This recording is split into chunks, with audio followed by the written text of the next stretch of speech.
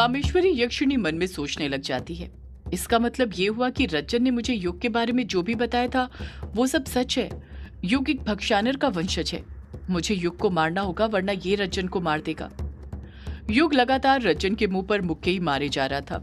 रज्जन को संभलने का बिल्कुल भी मौका नहीं दे रहा था। रज्जन का मुंह खून से लबालब भर चुका था। ऐसा लग रहा था जैसे युग रज्जन को मारकर ही दम लेगा। कामेश्वरी यक्षिणी उसी वक्त युग की तरफ गुस्से के साथ देखती है और मन ही मन मंत्र पढ़ती है। अगले ही पल उसके हाथों से सफेद रोशनी निकलती है। वो रोशनी जैसे युग पर पड़ती है, युग दूर जाकर जमीन पर धड़ाम से गिर जाता है। युग दर्द से कराहने लग जाता है। ऊंचाई से गिरने के कारण युग के हाथ पैर में चोट लग जाती है और उसकी कोहनी से खून निकलने लग जाता है। कामेश्वरी यक्षिणी को अपनी तरफ देखकर रज्जन को हिम्मत मिलने लग जाती है और वो भी जैसे तैसे करके वापस से खड़े होने लग जाता है। युग को अभी भी यही लग रहा था कि उस पर यामिनी ने वार किया था। यामिनी ही रज्जन का साथ दे रही थी, पर उसके समझ नहीं आ रहा था कि यामिनी ऐसा क्यों कर रही थी। युग कामेश्वरी यक्षिणी की तरफ देखते हुए हैरानी के साथ कहता है, ये तुम क्या कर रही हो यामिनी? तुम मुझे क्यों मार रही हो? तुम्हें दिख नहीं रहा मेरी कोई गलती नहीं है? सारी गलती इस रज्जन की है। इसने पहले मुझे मारने के लिए अपना हाथ आगे बढ़ाया, तभी मैंने अपना हाथ उठाया है। कामेश्वरी यक्षिणी युग की बातों पर जरा भी ध्यान नहीं देती है और अगले ही पल युग पर टूट पड़ती है। अपने अंदर की बची हुई दैवीय शक्ति का प्रयोग करके युग का सामना करने लग जाती है। कामेश्वरी यक्षिणी के हाथों में से वापस से सफेद रोशनी निकलती है और वो फिर युग को एक जगह पर से उठाकर दूसरी जगह पर फेंक देती है। युग फिर धड़ाम से जमीन पर गिर जाता है। युग दर्द से कराहते हुए फिर कामेश्वरी यक्षिणी से बोल पड़ता है, तुम्हें आखिर हो क्या गया है यामिनी? ये तुम क्या कर रही हो? तुम तो मेरे साथ थी ना, तुम इस रज्जन का साथ क्यों दे रही हो? तुम्हें पता है ना ये कितना बुरा इंसान है, इसने क्या किया है? कामेश्वरी यक्षिणी युग की एक नहीं सुनती है। फिर अपनी शक्तियों का प्रयोग करते हुए उसे एक जगह से उठाकर दूसरी जगह हवा में ही फेंकने लग जाती है। युग फिर से दर्द से कराहने लग जाता है। युग को दर्द से कराहता हुआ देख रज्जन मन ही मन खुश होने लग जाता है। आखिर वो यही तो चाहता था कि कामेश्वरी यक्षिणी युग को खत्म कर दे और कामेश्वरी यक्षिणी वही करने में लगी हुई थी। युग अभी भी कामेश्वरी यक्षिणी को यामिनी समझने की भूल कर रहा था। इसी कारण से उस पर पलटकर कोई वार नहीं कर रहा था, बस चुपचाप कामेश्वरी यक्षिणी की शक्तियों से मार खाते जा रहा था। बार बार ऊपर से नीचे गिरने के कारण युग खून की उल्टियां करने लग गया था। जब रज्जन देखता है कि कामेश्वरी यक्षिणी बस युग को चोट पहुंचा रही है, उसे पूरी तरह मार नहीं रही है, तो रज्जन उसी वक्त कामेश्वरी यक्षिणी के पास जाता है और उससे कहता है, ये ऐसे खत्म नहीं होने वाला, हमें इसे साथ मिलकर खत्म करना होगा। रज्जन कामेश्वरी यक्षिणी को इशारा करते हुए कहता है, तुम्हें पता है हमें क्या करना है? कामेश्वरी यक्षिणी भी रज्जन का इशारा समझ जाती है और हाँ में अपना सिर हिला देती है। कामेश्वरी यक्षिणी और रज्जन दोनों एक दूसरे का हाथ पकड़ लेते हैं। एक साथ ही मंत्र बड़बड़ाने लग जाते हैं। युग के कुछ समझ ही नहीं आता वो क्या करे, कैसे वो कामेश्वरी यक्षिणी पर अपनी शक्तियों से वार करे जिसे वो यामिनी समझ रहा था। देखते ही देखते कामेश्वरी यक्षिणी और रज्जन दोनों के हाथ जो जुड़े हुए थे उसमें से सफेद रोशनी निकलने लग जाती है। एक ऐसी सफेद रोशनी जिस पर नजर पड़ते ही युग की आंखों में जलन मचने लग जाती है। उसे ऐसा लगने लग जाता है जैसे कोई उसकी आंखों में छोटी छोटी कीलें चुभा रहा हो। युग दर्द से कराहते हुए कहता है, ये तुम क्या कर रही हो यामिनी?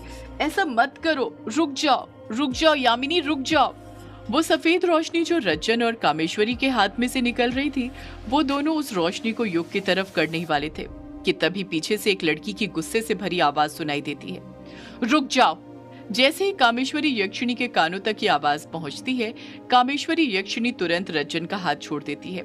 रज्जन का हाथ छोड़ते ही वो सफेद रोशनी जो उन दोनों के हाथों में से निकल रही थी वो निकलना बंद हो जाती है। जब कामेश्वरी यक्षिणी पीछे मुड़ती है तो देखती है कि उसके पीछे हूबहू उसकी ही तरह दिखने वाली एक लड़की खड़ी हुई थी। उसे देखकर कामेश्वरी यक्षिणी तुरंत समझ जाती है कि उसके सामने कोई और नहीं बल्कि यामिनी खड़ी हुई थी, उसकी बेटी, वही बेटी जिसके बारे में उसे रज्जन ने बताया था। कामेश्वरी यक्षिणी को देखकर यामिनी की आंखें नम हो जाती हैं। उसे यकीन ही नहीं हो रहा था कि उसकी आंखों के सामने उसकी माँ खड़ी हुई थी, वो माँ जिसकी वो सालों से तलाश कर रही थी, जिसे कैद से रिहा कराने के लिए न जाने उसने क्या क्या किया था। यामिनी को अपनी दूसरी तरफ पाकर युग भी समझ गया था कि अब तक जिसे वो यामिनी समझने की भूल कर रहा था वो यामिनी नहीं बल्कि यामिनी की माँ कामेश्वरी यक्षिणी थी। युग मन में सोचने लग जाता है, ये तो कामेश्वरी यक्षिणी है, यामिनी की माँ, पर ये आजाद कब और कैसे हुई? ये तो उस काले साए की कैद में थी। यामिनी की आंखें भले ही कामेश्वरी यक्षिणी को देखकर पूरी तरह नम हो गई हो, पर कामेश्वरी यक्षिणी की आंखों में जरा सी भी नमी नजर नहीं आ रही थी, जैसे उसे यामिनी से मिलने की बिल्कुल भी खुशी ना हो। यामिनी नम लहजे के साथ ही कामेश्वरी यक्षिणी को एकटक देखते हुए बोल पड़ती है, माँ माँ। यामिनी इसके आगे कुछ कहती है उससे पहले ही रजन कामेश्वरी यक्षिणी से बोल पड़ता है, तुमने मेरा हाथ क्यों छोड़ दिया कामेश्वरी? जल्दी से मेरा हाथ पकड़ो और खत्म कर दो इस युग को। यही सही मौका है इस भक्षानर के वंशज को खत्म करने का।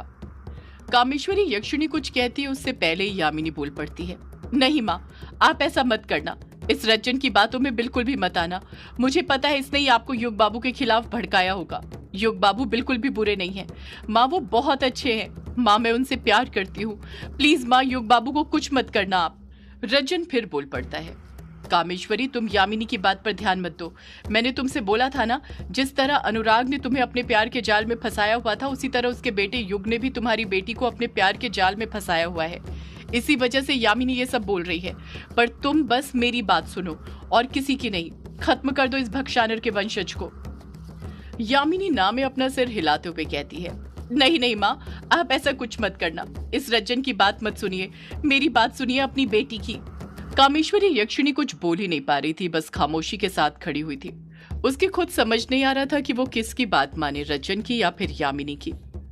रज्जन बार बार कामेश्वरी यक्षिणी को अपना हाथ पकड़कर युग को खत्म करने के लिए बोल रहा था, पर कामेश्वरी यक्षिणी थी कि वो बस यामिनी की तरफ एकटक देखते हुए मूर्ति बनकर खड़ी हुई थी, किसी से कुछ नहीं बोल रही थी। चोटिल होने के कारण युग अभी भी जमीन पर ही गिरा पड़ा था और दर्द से कराहे जा रहा था। उसे अभी भी खून की उल्टियां हो रही थी। इस बार जब युग खून की उल्टी करता है तो यामिनी तुरंत भागते हुए युग के पास जाती है और उसकी पीठ पर हाथ फेरते हुए कहती है, आप ठीक तो है ना युग बाबू? युग दर्द से कराहते हुए कहता है, हाँ यामिनी, मैं ठीक हूँ। यामिनी युग को अपने हाथों का सहारा देकर उठाते हुए कहती है, उठिए युग बाबू। युग अपने पैरों पर फिर से खड़ा होने लग जाता है। युग के खड़े होते ही यामिनी फिर कामेश्वरी यक्षिणी से बोल पड़ती है, मेरे युग बाबू बहुत अच्छे हैं माँ, बहुत अच्छे। इस रज्जन से लाख गुना अच्छे। युग बाबू को आप कुछ मत करना, आपको मेरी कसम। कामेश्वरी की आंखों में देखकर रज्जन समझ गया था कि कामेश्वरी अब बिल्कुल भी उसकी बात नहीं मानने वाली है। यामिनी ने उसे पूरी तरह अपनी तरफ कर लिया था। रज्जन मन में सोचने लग जाता है, ये यामिनी को भी अभी आना था क्या? इतनी मुश्किल से तो ये युग काबू में आया था। अगर थोड़ी देर बाद आती तो अब तक तो इस युग का काम तमाम हो चुका होता। रज्जन भी अपना हाथ नीचे कर लेता है, जो अब तक उसने कामेश्वरी यक्षिणी की तरफ बढ़ाकर रखा हुआ था। यामिनी समझ गई थी कि अब युग को ना ही कामेश्वरी यक्षिणी से कोई खतरा था, ना ही रज्जन से। कोई भी युग को अब उसके होते हुए कुछ नहीं करने वाला था, इसलिए यामिनी सब कुछ भुलाकर कामेश्वरी यक्षिणी से रूबरू होने लग जाती है। यामिनी कामेश्वरी यक्षिणी से रोते हुए कहती है, आप आ गई माँ, आप आ गई। मैं कितने सालों से आपकी तलाश कर रही थी, कहाँ कहाँ नहीं ढूंढा मैंने आपको, पर आखिरकार आज महादेव ने आपको मुझसे मिलवा ही दिया। सही कहा है किसी ने, भगवान के घर देर है पर अंधेर नहीं। कामेश्वरी यक्षिणी अभी भी बस हैरानी के साथ यामिनी के चेहरे की तरफ देखते रहती है। उसके चेहरे के एक्सप्रेशन जरा से भी नहीं बदलते हैं। यामिनी फिर कामेश्वरी यक्षिणी से बोल पड़ती है, मैं आपको बता नहीं सकती माँ, मैं आपको कितना याद करती थी। एक भी रात ऐसी नहीं बीती होगी जब मैंने आपको याद न किया हो। मुझे हर पल हर लम्हा आपकी याद आती थी माँ। इतना कहकर यामिनी अपनी दोनों बाहें फैलाती है और कामेश्वरी यक्षिणी को गले से लगाने के लिए उसकी तरफ जाने लग जाती है। अभी यामिनी कामेश्वरी यक्षिणी के पास पहुंची ही थी और उसने अपनी बाहें फैलाई ही थी कामेश्वरी यक्षिणी को गले लगाने के लिए कि तभी कामेश्वरी यक्षिणी अपना हाथ आगे बढ़ाती है और यामिनी वहीं पर रोक देती है। कामेश्वरी यक्षिणी को ऐसा करते देख यामिनी को बहुत अजीब लगता है। सिर्फ यामिनी को ही नहीं, बल्कि युग और खुद रज्जन भी कामेश्वरी के ऐसे बर्ताव से काफी हैरान थे। यामिनी कामेश्वरी यक्षिणी को एकटक देखते हुए कहती है, क्या हुआ माँ, आपने मुझे इस तरह क्यों रोका? कामेश्वरी यक्षिणी यामिनी के सवाल का जवाब ना देते हुए अपने ही मन का सवाल यामिनी से पूछ बैठती है, ताज कहाँ पर है यामिनी? यामिनी हड़बड़ाहट के साथ कामेश्वरी के सवाल का जवाब देते हुए कहती है, ताज मेरे पास ही रखा हुआ है माँ, मैंने उसे संभाल कर रखा है, आप उसकी बिल्कुल भी चिंता मत कीजिए। इतना कहकर यामिनी फिर कामेश्वरी यक्षिणी को गले लगाने के लिए अपने आप को आगे बढ़ाने लग जाती है, पर कामेश्वरी यक्षिणी फिर अपना हाथ आगे बढ़ाकर यामिनी को रोकते हुए कहती है, मुझे मेरा ताज चाहिए यामिनी। यामिनी कामेश्वरी के सवाल का कुछ जवाब नहीं देती है। बस कामेश्वरी यक्षिणी की आंखों में एकटक देखते रहती है। देखते ही देखते यामिनी के चेहरे के एक्सप्रेशन बदलने लग जाते हैं। उसकी आंखें, जिनमें कुछ पल पहले मोटे मोटे आंसू नजर आ रहे थे, अब उन आंखों में गुस्सा नजर आने लग जाता है। उसके आंसू सूख जाते हैं। कामेश्वरी यक्षिणी फिर यामिनी से बोल पड़ती है, मैं तुमसे कुछ कह रही हूँ यामिनी, मुझे मेरा ताज वापस चाहिए। यामिनी भारी आवाज में कामेश्वरी यक्षिणी से पलट कर कहती है, ताज अब आपको नहीं मिल सकता, वो ताज अब मेरा है। यामिनी का जवाब सुनकर कामेश्वरी के साथ युग और रज्जन भी हैरान रह गए थे। युग को तो अभी भी अपने कानों पर यकीन नहीं हो रहा था कि यामिनी ने उसकी मां कामेश्वरी को ताज देने से मना कर दिया था। कामेश्वरी यक्षिणी गुस्से के साथ यामिनी से कहती है, तुम शायद भूल रही हो यामिनी, वो तुम्हारा नहीं मेरा ताज है।